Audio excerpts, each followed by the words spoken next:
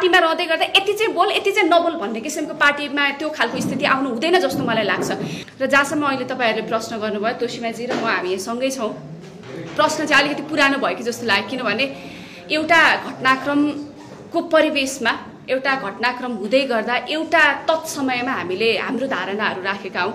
त्यस समयमा राख्दै गर्दा मैले कुन समयमा राखेँ जति बेला मेरो पार्टीले चाहिँ आधिकारिक धारणा बनाइसकेका थिएन, उहाँले कति बेला राख्नुभयो जति बेला पार्टीले आधिकारिक धारणा बनाइसकेका थिएन। एउटा यो देशमा एउटा नागरिकको रूपमा जति तपाईँको अधिकार छ व्यक्तिगत विषयहरूमा विचार राख्ने त्यति मेरो पनि अधिकार छ, उहाँको पनि अधिकार छ।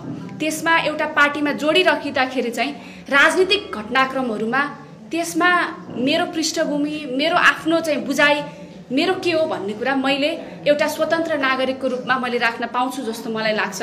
तर अब त्यसलाई पार्टीले लिन्छ लिँदैन त्यो चाहिँ पार्टीको कुरा भयो। भोलिपल्ट हामीले हाम्रो विचारहरू आइसकेपछि, किनभने त्यो घटना पनि त्यस्तै खालको थियो, देशै हल्लिएको अवस्था पनि थियो।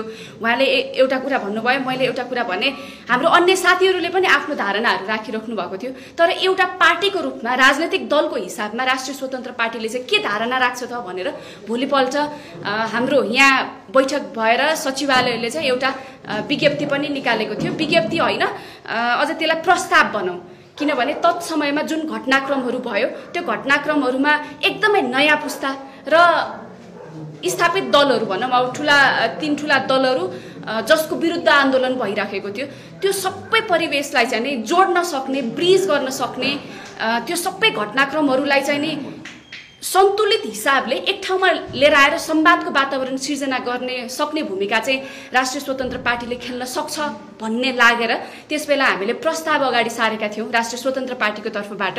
र त्यसमा चाहिँ स्पष्ट रूपमा के भनियो भने यो हाम्रो नेपालको इतिहास, हिजोको दिनहरूमा नेपालमा जे जस्ता राजनीतिक उथलपुथलहरू भए ती राजनीतिक उथलपुथलहरूलाई पनि कदर गर्नुपर्छ।